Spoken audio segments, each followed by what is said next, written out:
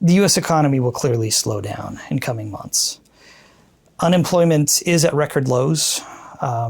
Companies are having difficulty finding new workers, and that strong job growth cannot continue indefinitely. The businesses are bidding up wages, and this is contributing to some of the inflationary pressures. So, in addition to that, some of the sources of inflation will not ease quickly. Russia's invasion of Ukraine, the impact of COVID lockdowns that are still occurring periodically in Asia, the chip shortages that are contributing to some supply constraints. All of these factors are not likely to ease anytime soon. The pace of the slowdown there is consequently a bit uncertain. We see the impact of higher inflation on households.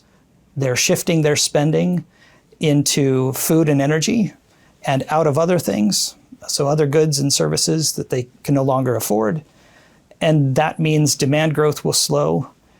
Some of these households also will have to begin repayment of student loans once the moratorium expires. So there are a number of headwinds that households will face. At the same time, households are sitting on a substantial pool of liquid savings. Bank accounts are flush with cash. Home equity is at record levels. And in spite of the recent downturn in equity markets, household balance sheets overall look very strong. So a slowdown, definitely. A recession is at least a possibility. It will depend on the pace of continued rate hikes.